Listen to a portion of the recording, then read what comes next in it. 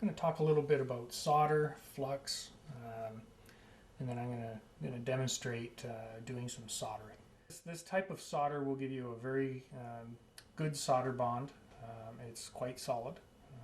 You really don't need to use any of the specialty solders like silver solder or anything like that. This type here has been proven to work quite well for turnout construction. In addition to the solder, there's also fluxes. There's two different types of flux you can use for soldering. There's an acid paste flux, and there's also a liquid or a gel flux that's it's not an acid based flux. Well, actually it's not true. It's a very mild acid base. It's not quite as corrosive as this. The type you want to use, that's really a personal choice. The big advantage of using the full acid based acid paste flux is it's very aggressive and it cleans very well. If you're new to soldering, it can make the process a lot easier. The only caveat is you have to be sure that you really clean the turnout up afterwards, and I'm going to show you the techniques required for that. This type of flux, that's the super safe flux. This doesn't corrode as much, but it's also not as aggressive when you're soldering, and it takes a little bit more skill to use. But once you know how to use it, it's pretty much gives you the same results.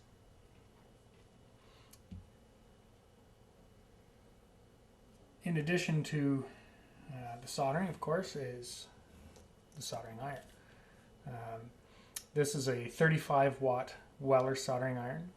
That's pretty much what we recommend for turnout constructions. 35 watts is plenty of power. There's guys that like to use the resistance soldering units. They also work well, but they're a little bit of an investment, whereas these aren't. These are relatively inexpensive. What's most important in soldering is keeping the tip of the iron clean. As I solder, that's something I'm frequently doing. Usually every one or two solder joints, I'm going to clean up the tip. So I'm going to start by showing that process.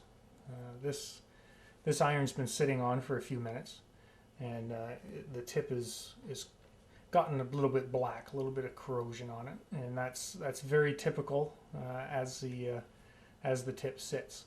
A tip that's in good shape should be bright silver and nice and shiny. So to clean the tip, what I like to do, I use these brushes. These are these dollar store brushes. You can get them just about anywhere. They're disposable. This one's the stainless steel version, fairly stiff bristle. Get yourself some of these. They're very handy for cleaning your iron and for also cleaning up the turnout afterwards. So what I use these for is I frequently just brush off the tip. You can already see where that's getting shinier. That's just knocking off all the corrosion. In addition to that,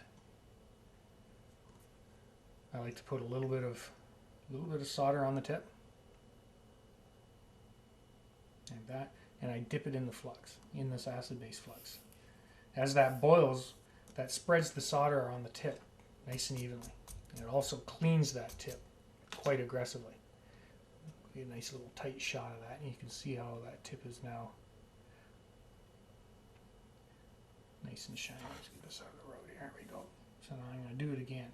Just going to add a little bit of solder on the tip, dip it in the flux. Now it's nice and shiny. A little bit of a clean.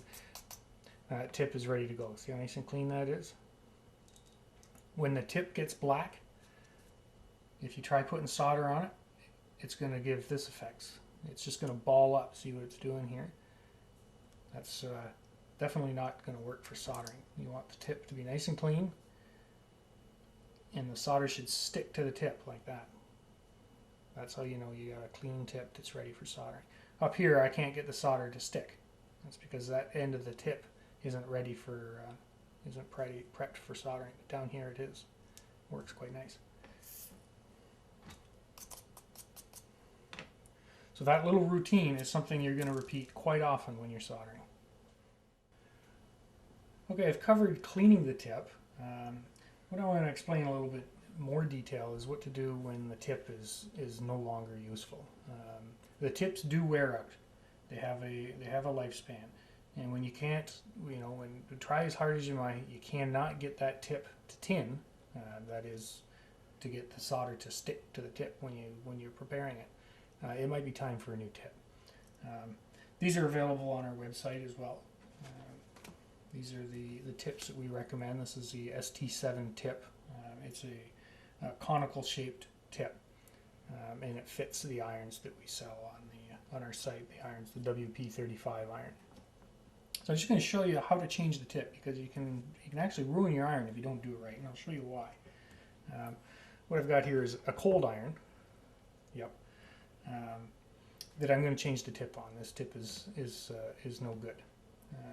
So I'm going to pop this one out of the bag.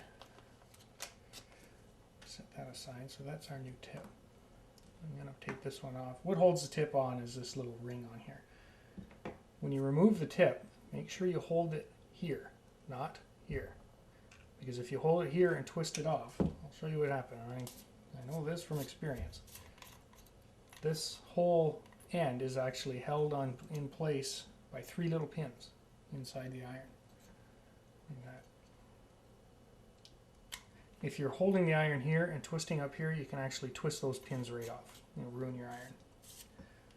So when you want to change the tip, make sure you're holding up here on the shank, and get a pair of pliers, because these sometimes can get quite stiff.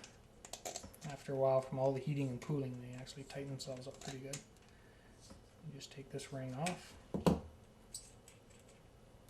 pop the old tip out, discard that, put the new tip in, screw the ring in place.